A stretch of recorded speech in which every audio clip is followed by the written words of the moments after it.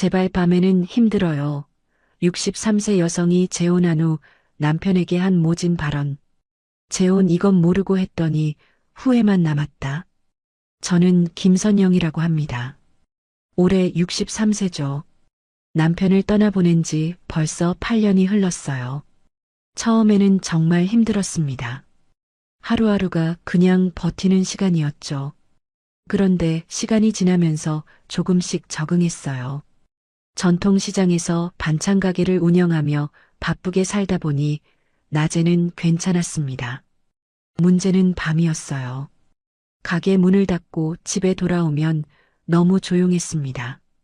텔레비전 소리만 덩그러니 울려 퍼지는 거실에서 혼자 저녁을 먹을 때면 가슴이 막막했어요. 특히 잠자리에 들 때가 가장 힘들었죠. 옆자리가 너무 차갑고 넓게 느껴졌거든요. 밤새 뒤척이다가 새벽에 눈물이 날 때도 많았습니다. 그러던 어느 날이었어요. 시장에서 장사를 하는데 한 분이 다가왔습니다. 박노식이라고 했어요. 66세고 경비업체에서 일한다고 했죠. 처음에는 그냥 단골 손님인 줄 알았어요.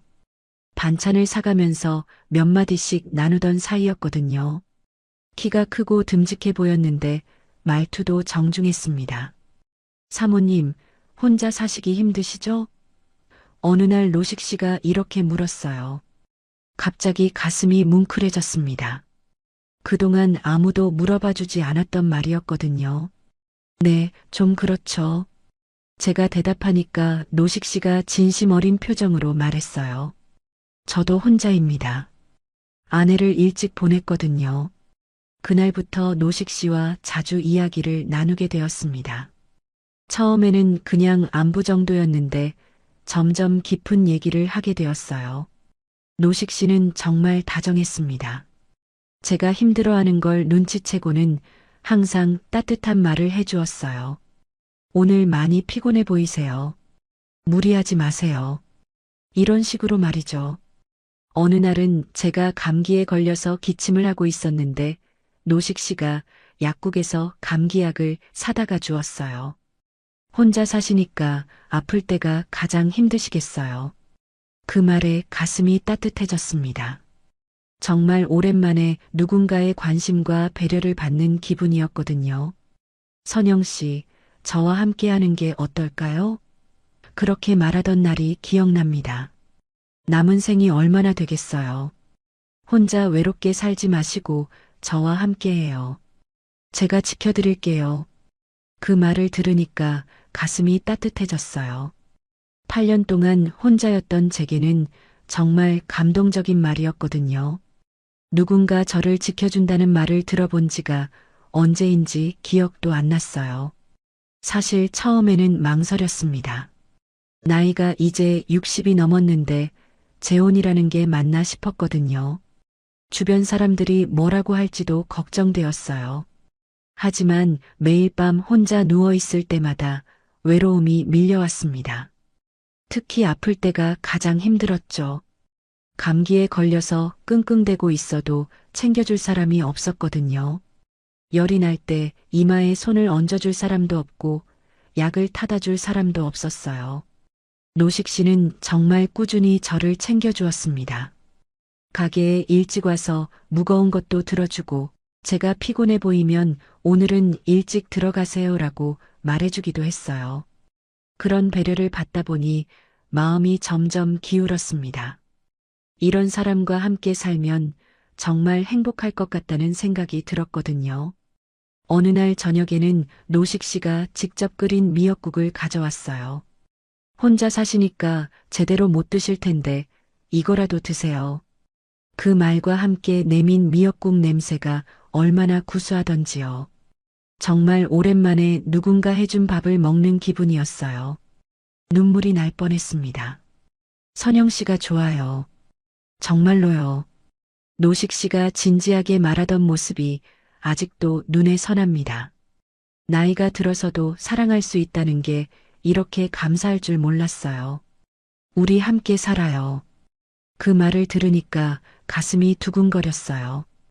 이 나이에도 이런 감정을 느낄 수 있다는 게 신기했거든요. 마치 20대로 돌아간 것 같은 설렘이 있었습니다. 노식 씨는 군인 출신이라 그런지 말하는 것도 차분하고 신중했어요. 약속도 잘 지켰고 거짓말도 하지 않는 것 같았습니다. 제가 선영 씨를 행복하게 해드릴게요. 믿어보세요. 이렇게 말할 때의 진실한 눈빛이 참 인상적이었어요. 결국 노식 씨와 만난 지 6개월 만에 혼인신고를 했습니다. 주변에서는 너무 성급하다고 했지만 저는 확신이 섰어요. 이 사람이라면 남은 인생을 함께해도 좋겠다는 생각이 들었거든요. 드디어 외로운 밤들이 끝나겠구나 싶었습니다. 더 이상 혼자 밥 먹고 혼자 잠들지 않아도 되겠구나 하는 안도감이 밀려왔어요. 신혼집을 마련하면서 노식 씨가 말했어요. 선영 씨, 이제 혼자가 아니에요. 제가 평생 지켜드릴게요. 그 말이 얼마나 든든했는지 모르겠어요. 정말로 이제 외롭지 않겠구나 싶었습니다. 새로운 시작이라는 생각에 가슴이 설렸어요. 혼인신고를 하고 나오는 길에 노식 씨가 제 손을 꼭 잡아주었는데 그 따뜻함이 아직도 기억납니다. 그렇게 저는 63세의 새로운 남편과 새로운 삶을 시작했습니다. 8년 동안의 외로움을 끝내고 드디어 함께할 사람이 생겼다는 기쁨으로 가득했어요. 앞으로는 혼자가 아니라는 생각에 마음이 한결 가벼워졌습니다. 하지만 그때는 몰랐어요. 진짜 시련이 이제 시작이라는 걸 말이죠. 신혼 첫날 밤, 저는 설렘으로 가득했어요. 8년 만에 다시 누군가와 함께 잠자리에 드는 거였으니까요. 노식 씨도 처음에는 정말 다정했습니다. 선영 씨, 오늘부터 우리 진짜 부부네요. 그렇게 말하며 제 손을 살며시 잡아주었어요. 마음이 따뜻해졌죠. 처음 며칠은 정말 행복했습니다. 아침에 일어나면 노식 씨가 먼저 일어나서 물을 끓여놓고 있었어요. 선영 씨, 물 떠드릴게요. 그런 작은 배려들이 얼마나 고마웠는지 몰라요. 함께 아침을 먹으면서 오늘 뭐 할지 이야기하는 시간도 참 좋았습니다. 하지만 뭔가 이상한 건 밤에 느꼈어요. 노식 씨는 저녁을 먹고 나서부터 분위기가 달라졌거든요. 낮에는 그렇게 다정하던 사람이 밤만 되면 왠지 모르게 조급해 보였습니다.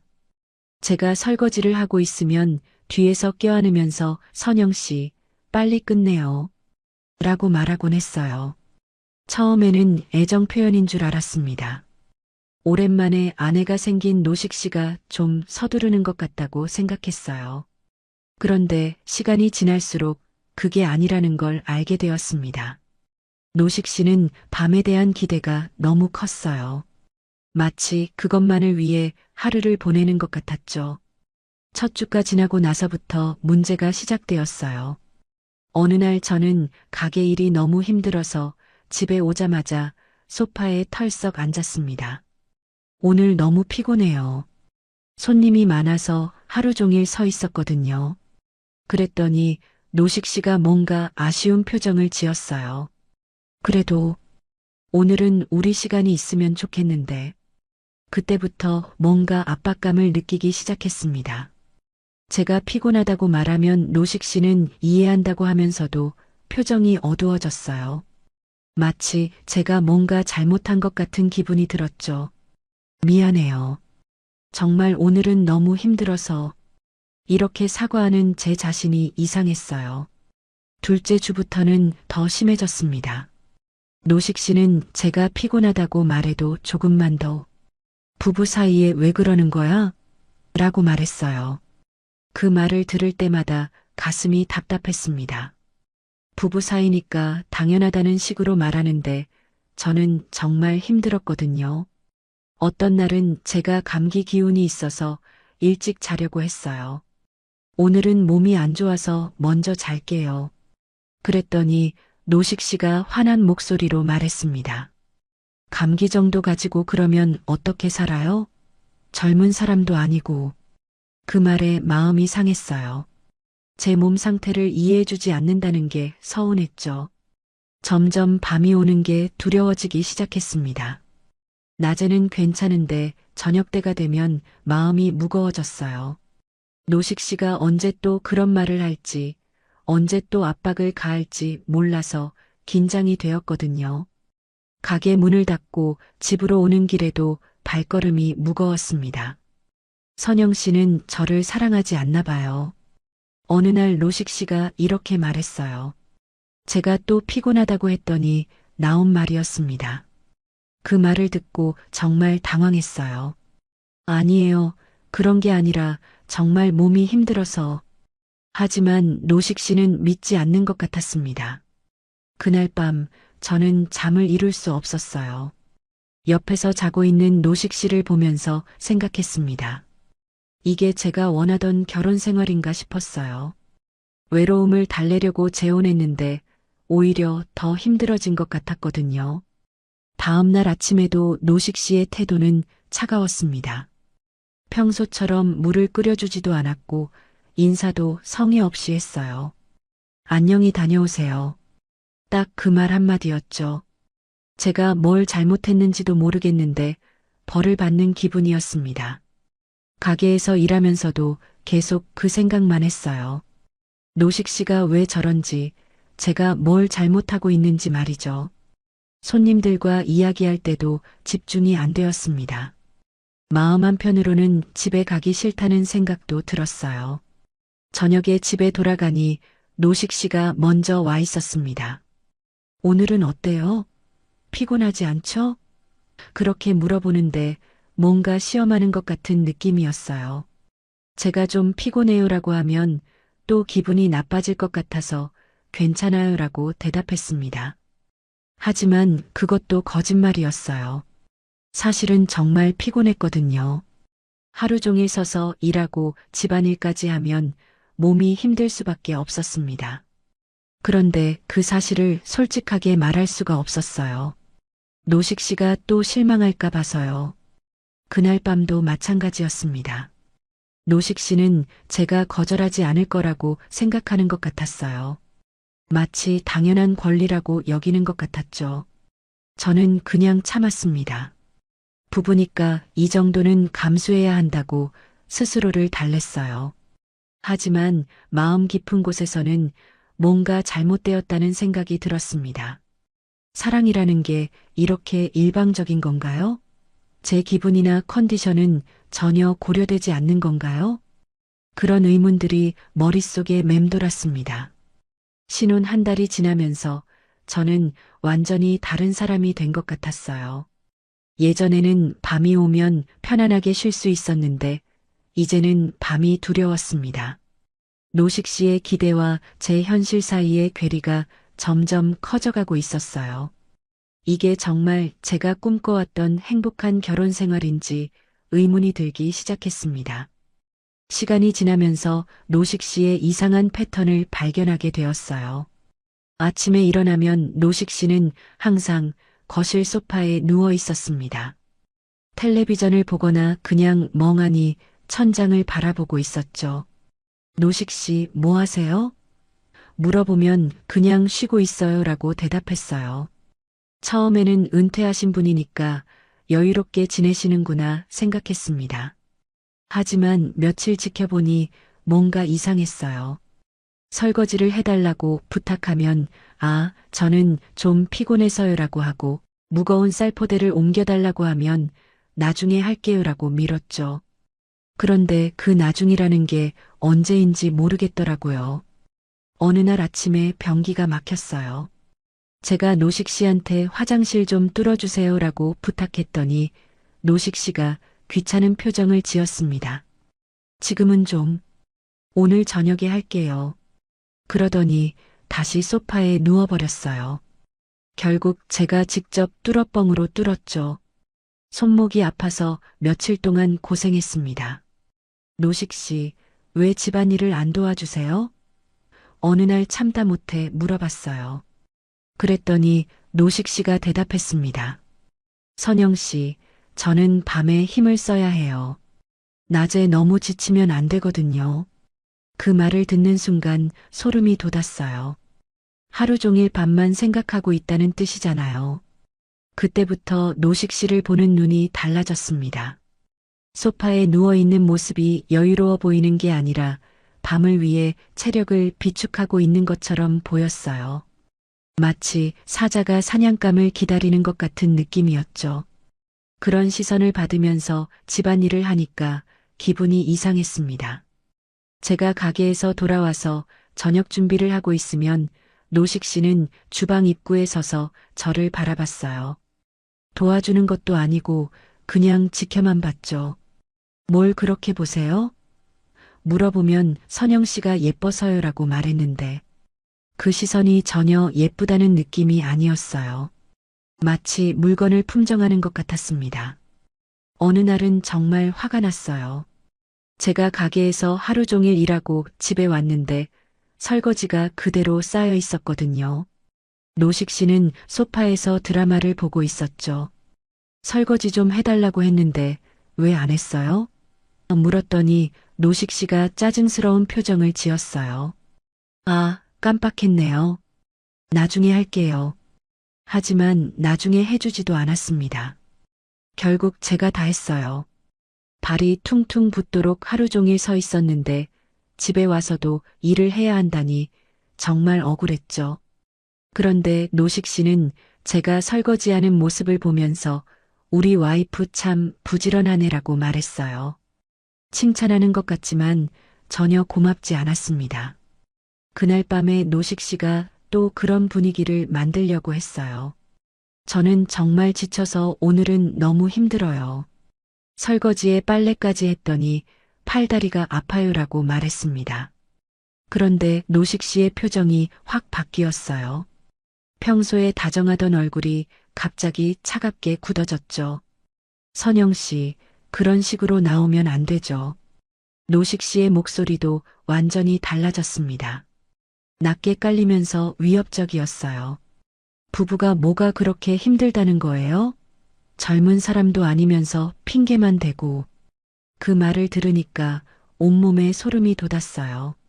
처음으로 노식 씨가 무서워졌습니다. 평소에는 그렇게 차분하고 다정하던 사람이 거절을 당하니까 완전히 다른 사람이 되어버렸어요. 눈빛도 날카로워지고 목소리도 낮아지고 표정도 딱딱하게 굳어졌죠. 마치 가면을 벗은 것 같았습니다. 그날 밤부터 제대로 잠을 잘 수 없었어요. 옆에서 자고 있는 노식 씨가 언제 또 그런 얼굴을 할지 몰라서 불안했거든요. 새벽에 깨서 보니까 노식 씨가 제 얼굴을 빤히 쳐다보고 있었어요. 왜 그러세요? 물어봤더니 그냥요라고 대답했는데 그 눈빛이 정말 무서웠습니다. 다음 날 아침에도 노식 씨는 또 소파에 누워 있었어요. 어제 그런 일이 있었는데도 아무 일 없었다는 듯이 선영 씨, 좋은 아침이에요라고 인사했죠. 그 태연한 모습이 더 무서웠어요. 제가 얼마나 놀랐는지는 전혀 신경 쓰지 않는 것 같았거든요. 가게에 나가서도 마음이 편하지 않았습니다. 손님들과 이야기할 때도 집중이 안 되었어요. 계속 어젯밤 일이 생각났거든요. 노식 씨의 변한 표정과 차가운 목소리가 머릿속에서 맴돌았죠. 이게 정말 제가 아는 그 다정한 노식 씨가 맞나 싶었어요. 점심시간이 되어서 잠깐 쉬는데 복희가 가게로 왔어요. 언니, 요즘 표정이 안 좋아. 무슨 일 있어? 복희가 걱정스럽게 물었죠. 말하고 싶었지만 어떻게 설명해야 할지 모르겠더라고요. 아니야, 그냥 좀 피곤해서. 이렇게 대답할 수밖에 없었어요.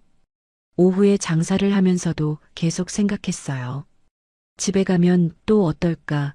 노식 씨가 또 그런 얼굴을 할까? 오늘 밤은 또 어떻게 될까 하는 걱정들이 끊이지 않았습니다. 예전에는 집이 편안한 곳이었는데 이제는 가기 싫은 곳이 되어버렸어요. 저녁 때가 되자 가슴이 답답해졌습니다.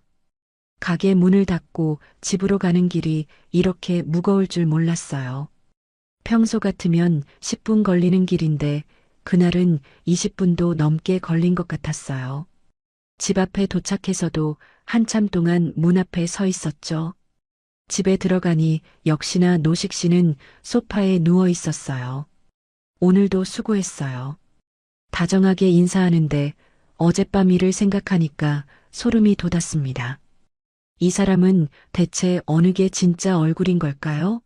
낮에 다정한 모습일까요? 아니면 밤에 무서운 모습일까요? 저녁을 준비하면서도 계속 노식 씨의 눈치를 봤어요. 혹시 또 뭔가 잘못 말해서 기분을 상하게 하면 어떻게 하나 싶어서요. 그런데 그렇게 눈치를 보는 제 자신이 너무 초라하게 느껴졌습니다. 언제부터 이렇게 되었을까요? 밤이 다가올수록 가슴이 조여왔어요. 시계를 보니까 벌써 9시가 넘었더라고요. 곧 노식 씨가 그런 분위기를 만들 시간이었죠. 숨이 막히는 것 같았습니다. 이게 제가 꿈꿔왔던 결혼 생활인가요? 매일 밤이 두려운 이런 삶 말인가요? 복희가 제 가게에 자주 들르기 시작한 건 그 즈음부터였어요. 예전에는 일주일에 한두 번 정도 오던 친구였는데 요즘은 거의 매일 들렀죠. 언니, 오늘도 손님 많아? 이렇게 말하며 들어오는데 사실은 제가 걱정되어서 오는 거라는 걸 알 수 있었어요.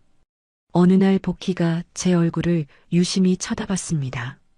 언니, 살 많이 빠졌네. 많이 힘들어?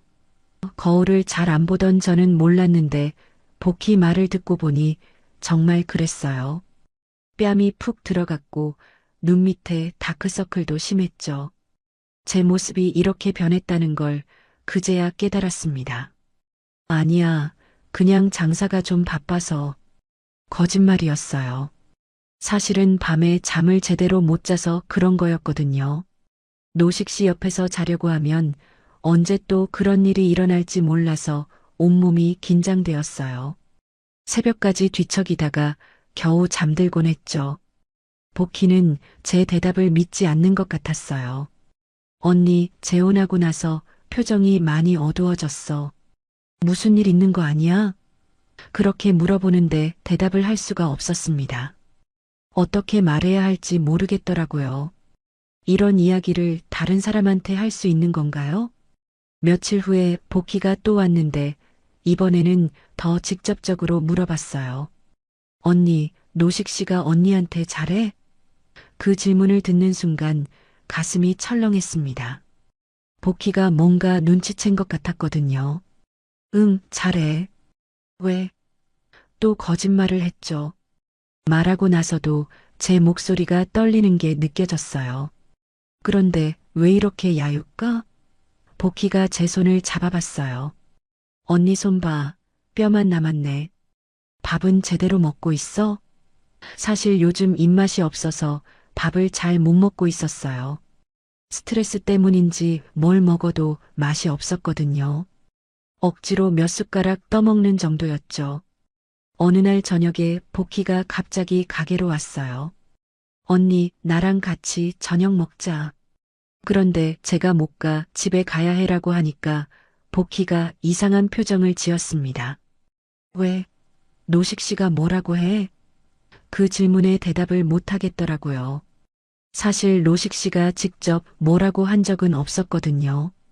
그냥 제가 늦으면 기분 나빠할 것 같아서 일찍 들어가려고 했던 거예요. 언니, 뭔가 이상해. 예전에는 늦게 들어가도 괜찮다고 했잖아. 근데 왜 이제는 그렇게 서둘러? 복희의 말이 맞았어요. 예전에는 친구들과 늦게까지 수다를 떨기도 했는데 요즘은 그런 여유가 없었죠. 항상 노식 씨 눈치를 봐야 했거든요. 그날 밤에 집에 평소보다 30분 늦게 들어갔어요. 노식 씨가 거실에서 텔레비전을 보고 있었는데 제가 들어가니까 시계를 쳐다봤습니다. 늦네요. 딱 한마디였는데 그 말에 담긴 불만이 느껴졌어요. 복희가 와서 잠깐 이야기했어요. 변명하는 제 자신이 한심했죠. 다음 날 복희가 또 왔는데 이번에는 더 진지한 표정이었어요. 언니, 나 어제 노식 씨 만났어. 깜짝 놀랐죠. 언제 만났나 싶어서 어디서? 물어봤더니 시장에서. 그런데 좀 이상하더라. 복희의 말에 가슴이 두근거렸어요. 뭐가 이상했는데? 조심스럽게 물어봤더니 복희가 말했어요. 인사를 했는데 표정이 안 좋더라. 그리고 언니 얘기를 하니까 요즘 선영이가 말을 안 듣는다고 하던데. 그게 무슨 말이야? 그 말을 듣고 온몸이 차갑게 식었습니다. 말을 안 듣는다는 게 무슨 뜻인지 저는 알고 있었어요. 제가 노식 씨의 요구를 거절할 때가 있었거든요. 그럴 때마다 노식 씨는 화를 냈죠. 부부가 이런 것도 안 해주면 어떻게 살아요? 라고 말하면서요. 그런 일들을 다른 사람한테 말했다는 게 충격이었어요. 복희가 제 표정을 보더니 더 걱정스러운 얼굴을 했어요. 언니, 혹시 그 사람이 말을 하다가 멈췄죠. 무슨 말을 하려는지 알 수 있었는데 차마 끝까지 듣고 싶지 않았어요. 아니야, 그런 거 아니야. 급하게 부정했지만 제 목소리가 떨리고 있었죠. 그날 오후에 손님이 별로 없어서 복희와 둘이 앉아 있었어요. 복희가 갑자기 제 손을 잡았습니다. 언니, 나한테는 솔직하게 말해. 뭔가 힘든 일이 있는 거지? 그 따뜻한 손길에 눈물이 날 것 같았어요. 얼마나 오랜만에 받아보는 진짜 위로였는지 몰라요. 복희야. 말을 시작했다가 목이 메었어요. 어떻게 말해야 할지 모르겠더라고요. 이런 일을 친구한테 털어놓아도 되는 건가요? 복희가 저를 어떻게 생각할까요? 언니 괜찮아. 천천히 말해봐.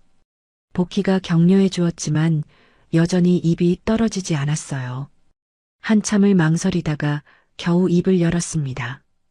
밤만 되면 그 말을 하는 순간 눈시울이 뜨거워졌어요. 밤만 되면 너무 힘들어. 그렇게 말하고는 더 이상 말을 잇지 못했죠. 복희가 제 어깨를 토닥여주는 손길이 느껴졌어요. 언니 설마. 복희의 목소리가 작아졌어요. 그 사람이 언니를 힘들게 해? 직접적으로 묻지는 않았지만 무슨 뜻인지 알 수 있었죠. 저는 고개를 끄덕일 수도 없고 말할 수도 없었어요. 그냥 눈물만 흘렸죠. 복희가 휴지를 건네주면서 말했어요. 언니, 이런 건 참으면 안 돼. 결혼했다고 해서 모든 걸 참아야 하는 건 아니야. 그 말을 듣고 가슴이 뻥 뚫리는 것 같았어요. 그동안 제가 잘못 생각하고 있었던 걸까요? 하지만 부부잖아. 제가 작은 목소리로 말했어요. 그래도 언니가 싫다고 하면 안 되는 거지. 부부라고 해서 강요할 수는 없는 거잖아. 복희의 말이 맞았어요. 하지만 노식 씨는 그렇게 생각하지 않는 것 같았거든요. 그날 저녁에 집에 가면서 복희의 말을 계속 생각했어요. 정말로 제가 참지 않아도 되는 건가요? 하지만 그러면 노식 씨가 또 화를 낼 텐데 어떻게 해야 할까요? 집 앞에 도착했을 때도 여전히 답을 찾지 못했어요. 복희와 이야기한 후로 뭔가 달라진 게 있었어요. 제가 혼자가 아니라는 걸 알게 되었거든요. 누군가 제 편에서 걱정해주는 사람이 있다는 것만으로도 마음이 조금 든든해졌어요. 하지만 여전히 문제는 남아 있었죠. 이 상황을 어떻게 해결해야 할지 모르겠다는 거요. 복희와 이야기한 후 며칠이 지났는데도 마음이 복잡했어요. 제가 정말 잘못 생각하고 있었던 걸까요? 부부라고 해서 무조건 참아야 하는 건 아니라는 복희의 말이 머릿속에서 맴돌았습니다. 하지만 그렇다고 해서 당장 뭔가를 바꿀 용기는 없었어요. 그날도 평소와 다르지 않았습니다. 가게 일을 마치고 집에 돌아오니 노식 씨가 소파에 누워 텔레비전을 보고 있었어요. 수고했어요. 인사는 다정했지만 그 시선이 제 몸을 훑어보는 게 느껴졌죠. 예전에는 사랑스러운 눈빛이라고 생각했는데 이제는 그렇지 않았어요. 저녁을 준비하면서도 마음이 무거웠습니다. 오늘 밤도 또 그런 일이 있을까봐 벌써부터 긴장이 되었거든요. 설거지를 하는 내내 손이 떨렸어요. 그런 제 모습을 보면서 이게 정상인가 싶었죠. 신혼부부가 이럴 수 있는 건가요? 밥을 먹으면서 노식 씨가 말했어요. 오늘 시장에서 복희를 만났어요. 갑자기 가슴이 철렁했습니다. 그래요? 최대한 담담하게 대답했는데 속으로는 복희가 뭔가 말했나 싶어 불안했어요. 그 친구가 선영 씨 걱정을 많이 하더라고요. 무슨 걱정을요? 물어봤더니 노식 씨가 이상한 웃음을 지었어요. 살이 빠졌다고 하던데 내가 선영 씨를 못 살게 굴기라도 하는 줄 아나 봐요. 그 말을 하면서 제 반응을 살피는 것 같았어요. 마치 시험하는 것 같은 느낌이었죠. 그런 게 아닐 거예요. 그냥 친구니까 걱정하는 거겠죠.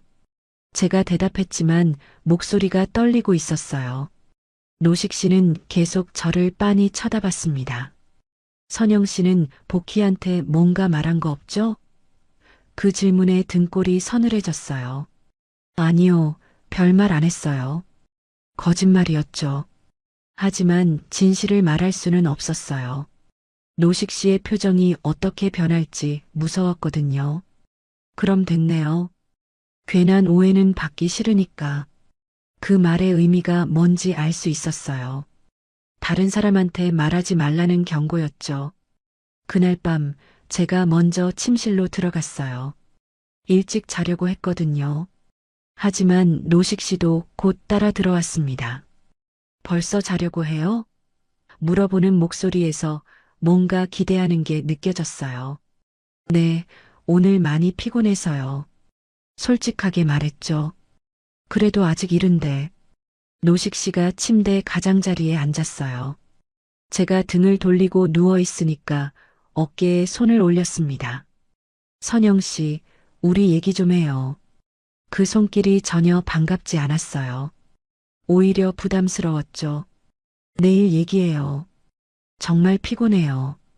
제가 말했더니 노식 씨의 손에 힘이 들어갔어요. 요즘 너무 피곤하다고만 하네요. 예전에는 안 그랬는데. 목소리에 불만이 섞여 있었죠. 제가 변했다는 식으로 말하는 거였어요. 사람이 매일 똑같을 수는 없잖아요. 제가 조심스럽게 대답했어요. 그랬더니 노식 씨가 갑자기 일어섰습니다. 선영 씨, 우리 결혼한 지 얼마나 됐다고 벌써 이래요? 목소리가 높아지기 시작했어요. 뭐가 어떻다는 거예요? 제가 돌아서서 물어봤어요. 노식 씨의 얼굴이 평소와 달랐습니다. 눈빛이 차갑고 표정이 굳어 있었어요.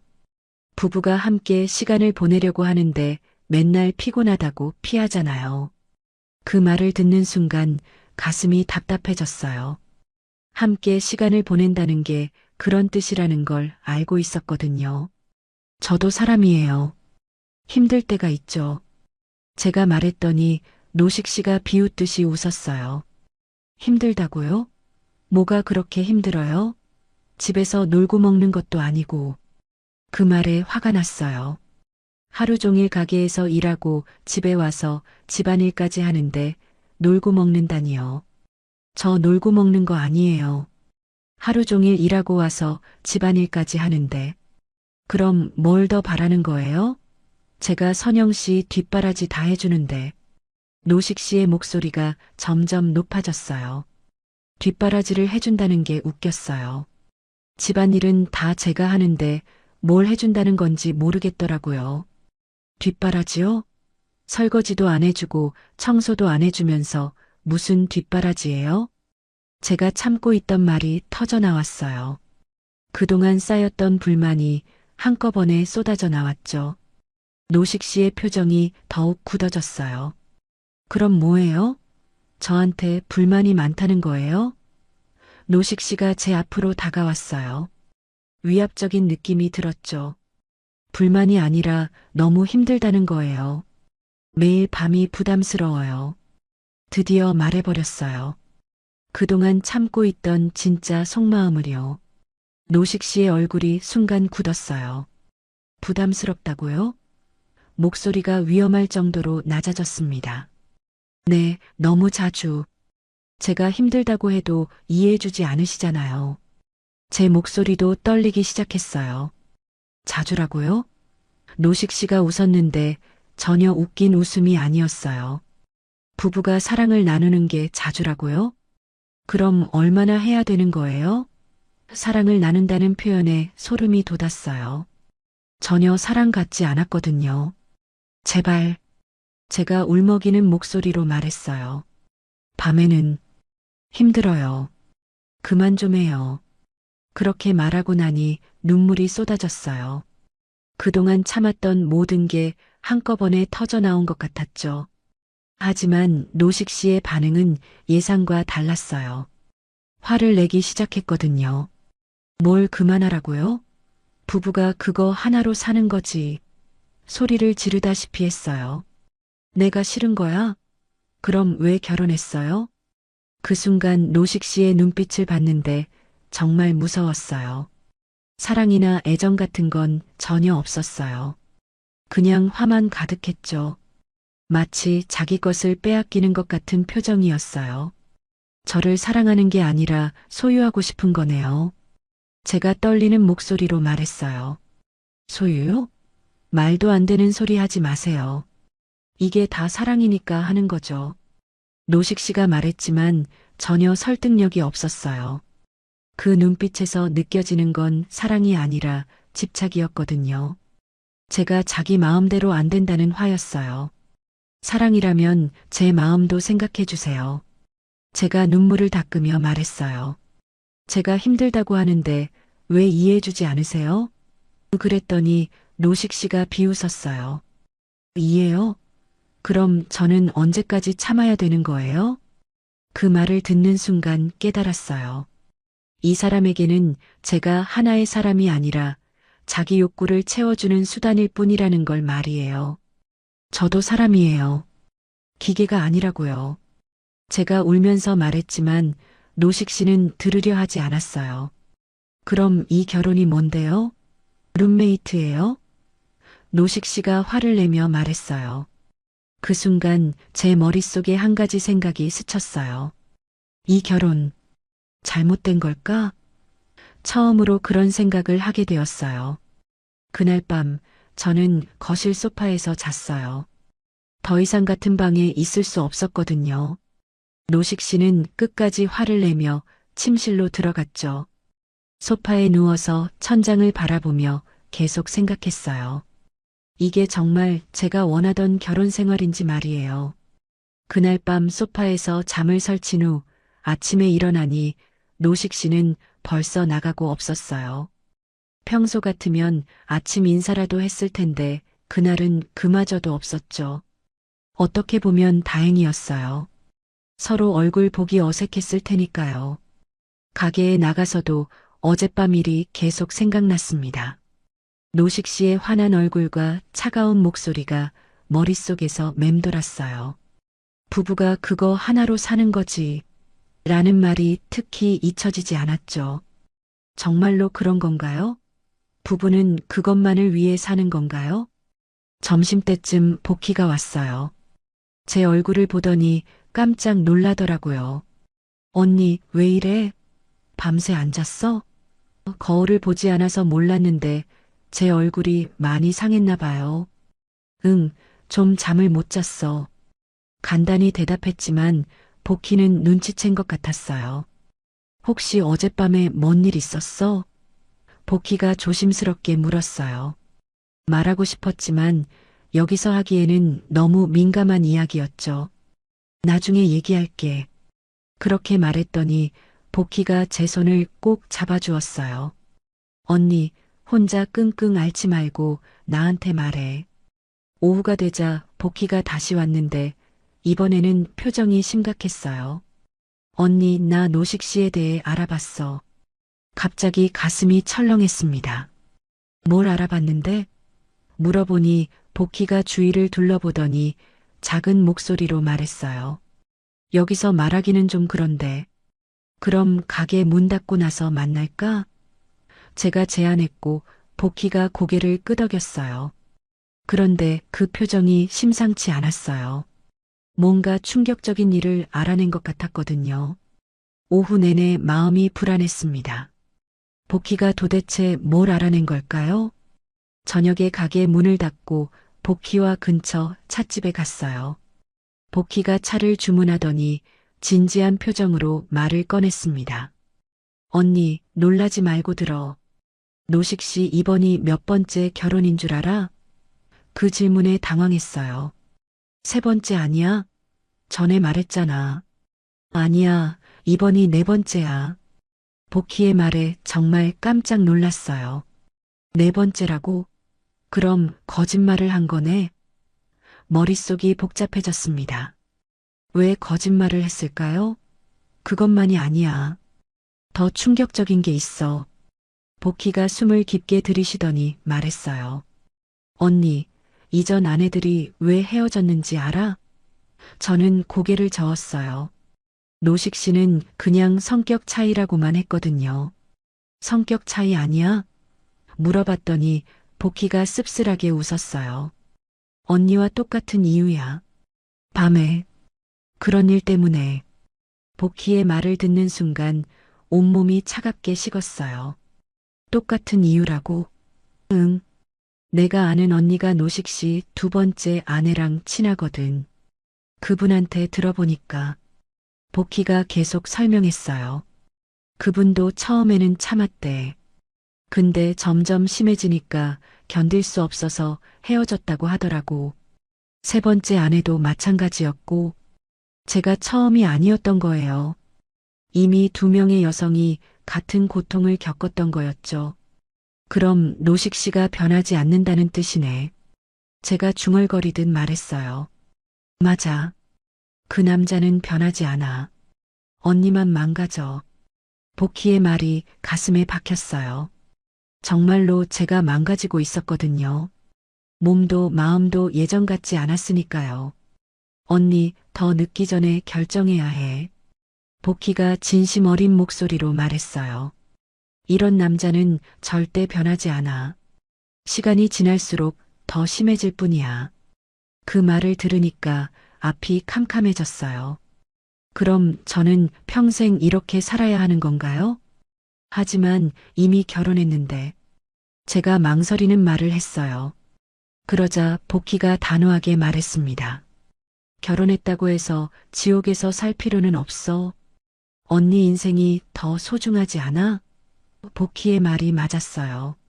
하지만 현실적으로 어떻게 해야 할지 막막했죠.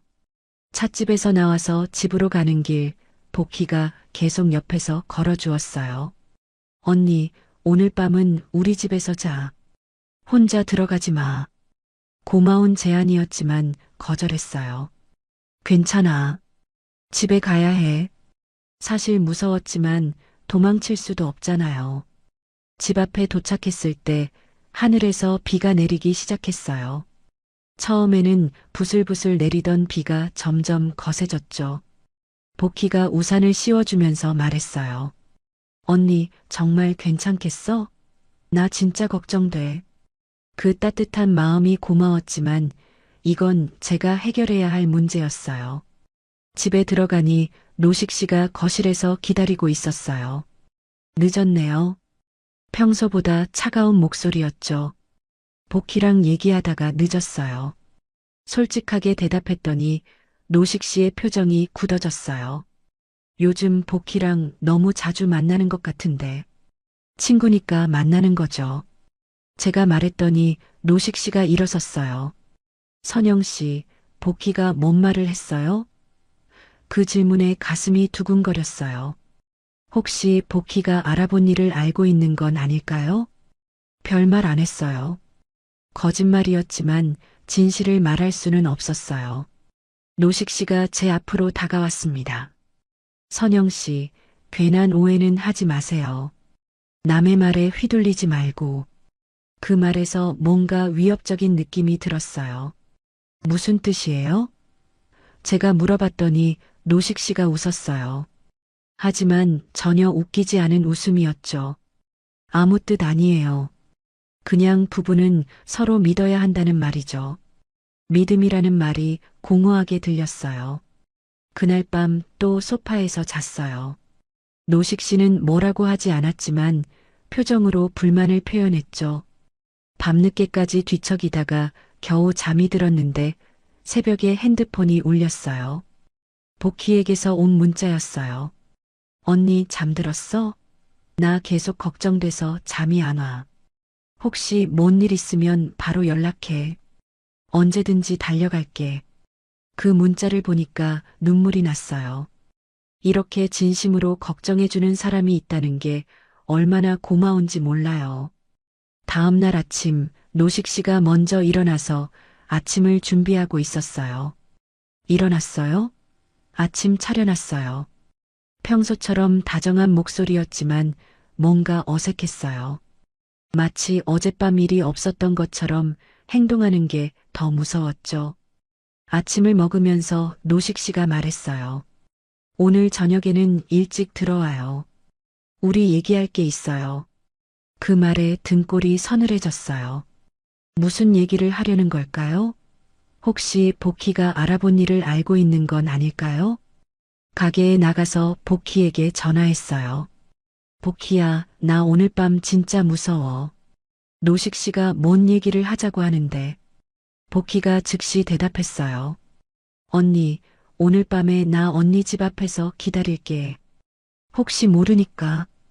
저녁이 되자 정말 두려웠어요. 집에 가는 발걸음이 무거웠죠. 하지만 복희가 기다리고 있을 거라는 생각에 조금은 마음이 놓였어요. 혼자가 아니라는 게 얼마나 든든한지 몰라요. 집에 들어가기 전에 복희에게 문자를 보냈어요. 도착했어. 뭔 일 생기면 바로 연락할게. 그리고 깊은 숨을 들이신 후 문을 열었죠. 오늘 밤이 어떻게 될지 모르지만 더 이상 혼자가 아니라는 생각에 조금은 용기가 났어요. 그날 밤 집에 들어가서 노식 씨와 마주했을 때가 제 인생의 전환점이었어요. 노식 씨는 평소와 다르게 소파에 앉아서 저를 기다리고 있었습니다. 앉으세요. 명령조였어요. 그 순간 이 사람과는 더 이상 함께 살 수 없다는 확신이 들었죠. 선영 씨, 요즘 이상해요. 노식 씨가 차가운 목소리로 말했어요. 복희가 뭔 말을 했든 상관없어요. 우리는 부부고 부부의 의무를 다해야 해요. 의무라는 말에 소름이 돋았습니다. 사랑도 애정도 아닌 의무라고 하다니요. 저도 사람이에요. 기계가 아니라고요. 제가 떨리는 목소리로 말했어요. 그랬더니 노식 씨가 비웃었습니다. 사람이니까 부부의 역할을 해야죠. 그게 싫으면 왜 결혼했어요? 그 말에 답할 수 없었어요. 정말로 왜 결혼했을까요? 그날 밤도 결국 소파에서 잤어요. 하지만 이번에는 다른 생각을 했습니다. 이렇게 살 수는 없다고, 뭔가 변화가 필요하다고 말이에요. 새벽까지 잠 못 이루고 생각했어요. 복희의 말이 계속 머릿속에서 맴돌았죠. 그 남자는 변하지 않아. 너만 망가져. 다음 날 아침 일찍 복희에게 전화했어요. 복희야, 나 결정했어. 복희가 놀란 목소리로 물었죠. 뭘 결정했는데? 이혼하려고 해. 그 말을 하고 나니 마음이 조금 가벼워졌어요. 드디어 결정을 내린 거였으니까요. 복희가 바로 달려왔어요. 언니, 정말 괜찮겠어? 쉬운 결정이 아닌데. 걱정스러운 표정이었지만 제 결정을 지지해 주었어요. 혼자 사는 게 이렇게 사는 것보다 나을 것 같아. 제가 말했더니 복희가 제 손을 꼭 잡아주었죠. 그럼 어떻게 할 거야? 노식 씨한테 바로 말할 거야? 복희가 물어봤어요. 아니, 먼저 법률 상담을 받아보려고. 어떻게 해야 할지 모르겠거든. 복희가 고개를 끄덕였어요. 그게 좋겠어. 나도 같이 갈게. 그날 오후에 가정법률 상담소에 갔어요. 복희가 인터넷으로 알아봐 준 곳이었죠. 상담사 선생님이 친절하게 맞아주었습니다. 어떤 일로 오셨어요? 물어보시는데 어떻게 시작해야 할지 모르겠더라고요. 이혼. 상담받으러 왔어요. 겨우 입을 열었어요. 그 말을 하는 게 이렇게 어려울 줄 몰랐습니다. 상담사 선생님이 따뜻하게 웃어주었어요. 편하게 말씀해 보세요. 무슨 일이 있으셨나요? 처음에는 말이 잘 안 나왔어요. 이런 일을 남한테 털어놓는 게 부끄럽기도 하고 창피하기도 했거든요. 하지만 상담사 선생님이 끝까지 들어주었습니다. 제가 겪은 일들을 차근차근 설명했어요. 성적인 강요와 무시, 감정적 학대에 해당할 수 있겠네요. 상담사 선생님이 말했어요. 학대라는 말을 듣고 충격을 받았습니다. 제가 당한 게 학대였다고요? 하지만 증거가 있어야 이혼 사유로 인정받기 쉬워요. 어떤 증거요? 제가 물어봤더니 녹음이나 문자, 증인 등을 말씀해 주었어요. 주변에 이 상황을 아는 분이 계시나요? 복희를 쳐다봤더니 복희가 고개를 끄덕였어요. 네, 저요. 제가 증언할 수 있어요. 상담을 받고 나니 마음이 정리되었어요. 이혼이 가능하다는 걸 알았고 제가 잘못하고 있는 것도 아니라는 확신이 들었죠. 천천히 준비하세요. 성급하게 하지 마시고. 상담사 선생님의 조언이었어요. 집에 돌아가는 길에 복희가 말했어요. 언니, 이제 진짜 시작이야. 힘들겠지만 나는 언니 편이니까 걱정하지 마. 그 말이 얼마나 힘이 되었는지 몰라요. 혼자가 아니라는 게 이렇게 든든할 줄 몰랐어요. 며칠 후에 다시 상담소에 갔어요. 이번에는 서류를 작성하러 갔죠. 조정신청서라는 걸 써야 했어요. 일단 조정부터 시작해보세요. 합의가 안 되면 그때 소송을 하시고. 상담사 선생님의 설명을 들었어요. 서류에 사인하는 순간 손이 떨렸어요. 정말 이래도 되는 건가? 혹시 제가 너무 성급한 건 아닌가 하는 생각도 들었죠. 하지만 마음은 단단했습니다. 이게 제가 살아갈 수 있는 유일한 방법이라는 걸 알았거든요. 저 다시 혼자 살아보려고요. 상담사 선생님께 말했어요. 혼자 사는 게 무섭지 않으세요? 물어보시더라고요. 처음에는 무서웠는데 지금은 아니었어요. 외로움보다 무서운 게 제 삶이 무너지는 거더라고요. 그 말을 하고 나니 제 자신이 달라진 게 느껴졌어요. 예전에는 혼자 있는 게 가장 무서웠는데 이제는 아니었죠. 노식 씨와 함께 있으면서 제가 얼마나 망가졌는지 깨달았거든요. 몸도 마음도 예전 같지 않았어요. 집에 돌아가서 노식 씨에게 말해야 했어요. 더 이상 미룰 수 없었죠. 하지만 어떻게 말해야 할지 막막했습니다. 화를 낼 게 뻔했거든요.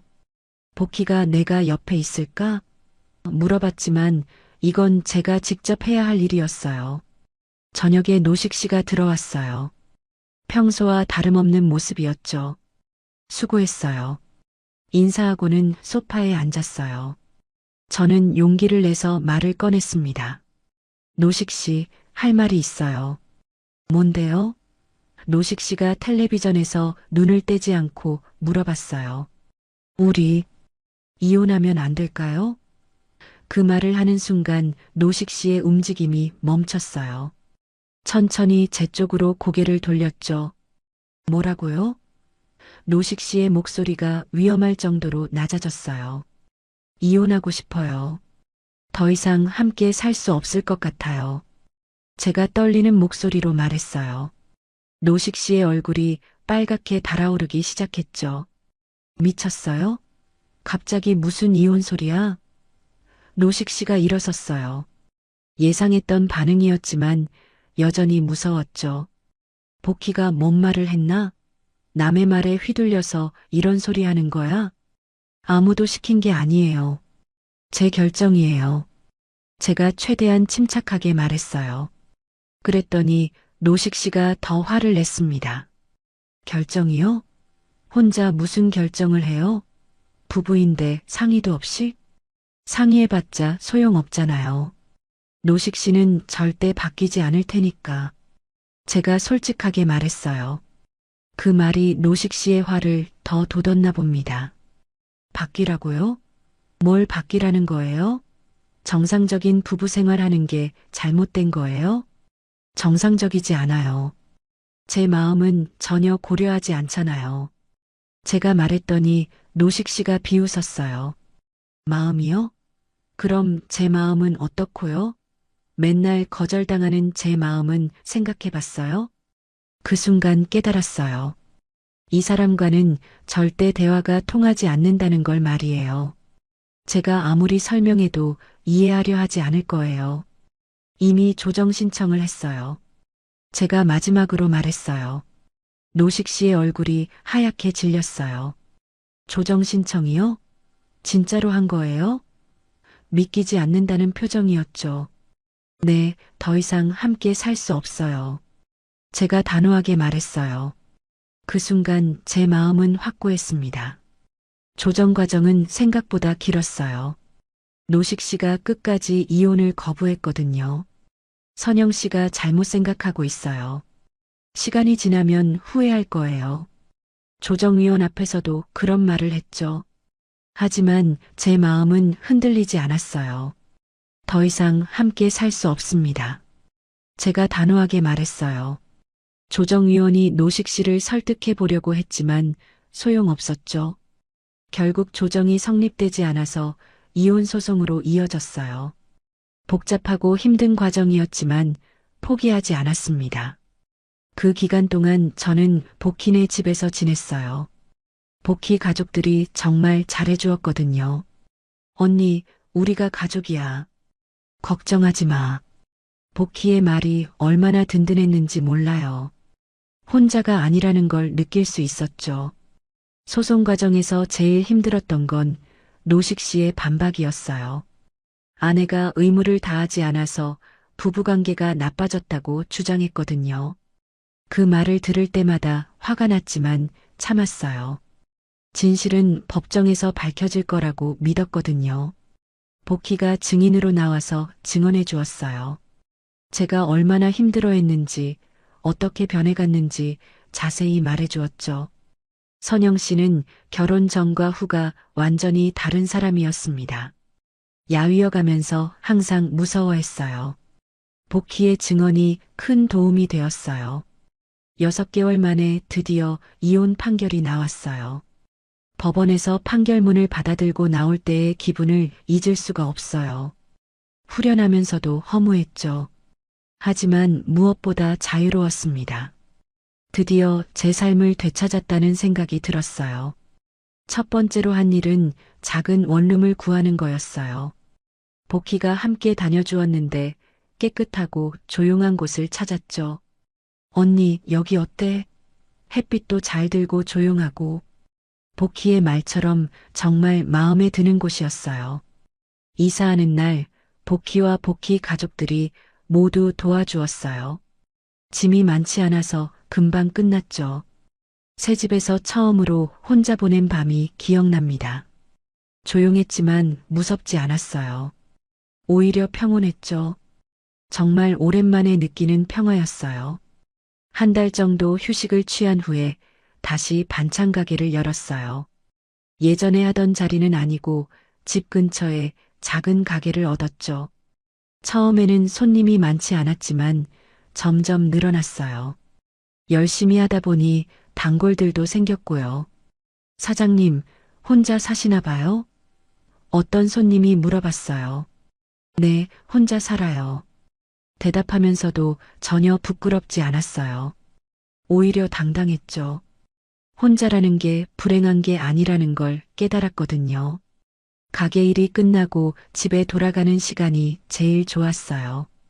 예전에는 집에 가는 게 두려웠는데 이제는 기대가 되었죠. 아무도 눈치 볼 필요 없이 제가 하고 싶은 대로 할 수 있는 시간이었거든요. 저녁을 혼자 먹으면서도 외롭지 않았어요. 텔레비전을 보거나 책을 읽으면서 편안하게 시간을 보냈죠. 예전에는 혼자 밥 먹는 게 그렇게 서러웠는데 이제는 전혀 그렇지 않았어요. 마음의 평화가 있으니까 모든 게 달랐어요. 밤이 와도 두렵지 않았어요. 조용한 불빛 아래서 차를 마시거나 일기를 쓰면서 하루를 정리했죠. 아무도 저에게 뭔가를 강요하지 않았고 제 의사와 상관없이 뭔가를 요구하지도 않았어요. 이런 평온함이 있는 줄 몰랐어요. 어느 날 밤 늦게 복희가 찾아왔어요. 언니, 혹시 외롭지 않아? 걱정스러운 표정으로 물어보더라고요. 전혀 외롭지 않아. 오히려 편해. 제가 웃으면서 대답했어요. 복희가 안심하는 표정을 지었죠. 언니 정말 많이 달라졌어. 예전보다 훨씬 밝아졌어. 복희의 말이 맞았어요. 거울을 보면 제 얼굴도 예전과 달랐거든요. 웃음이 늘었고 표정도 편안해졌어요. 몸도 많이 좋아졌고요.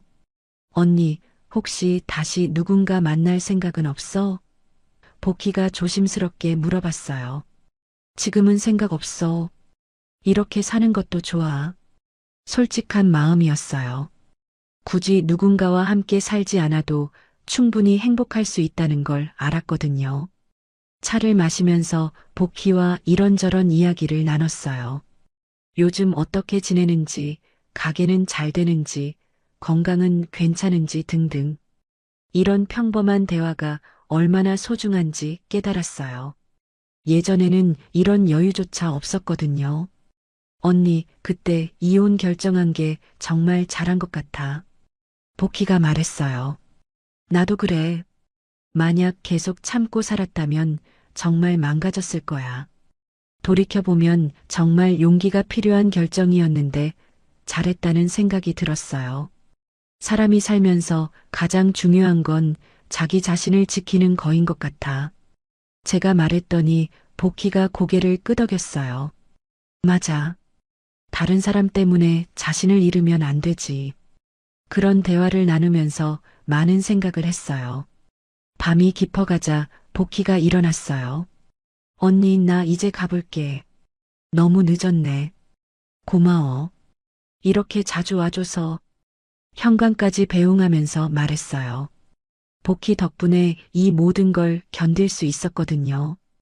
복희가 가고 나서 혼자 앉아서 생각했어요.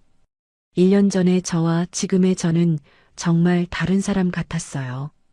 그때는 외로움이 가장 무서웠는데 이제는 잘못된 관계가 더 무서웠죠. 창밖을 보니 달이 밝게 떠 있었어요. 예전에는 밤이 오면 불안했는데 이제는 평온했어요. 제 방에서 제가 원하는 시간에 잠들 수 있다는 게 얼마나 소중한지 몰랐어요. 침대에 누우면서 마지막으로 생각했어요. 복희에게 하고 싶은 말이 있었는데 차마 하지 못했던 말이요. 사람은 함께할 용기보다 떠날 용기가 필요할 때가 더 많아. 이게 제가 배운 가장 소중한 교훈이었어요. 외로운 신혼보다 편안한 혼자가 훨씬 낫다는 걸 깨달았어요.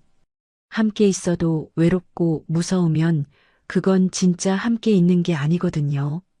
혼자여도 마음이 편하고 평온하면 그게 진짜 행복이라는 걸 알았어요. 지금 제가 가장 소중히 여기는 건 밤에 아무 걱정 없이 잠들 수 있다는 거예요.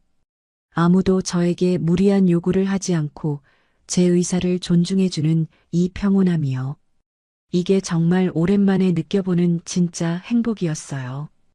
63세에 새로 시작한 혼자만의 삶이지만 전혀 늦지 않았어요. 오히려 이제야 진짜 제 인생이 시작된 것 같았죠.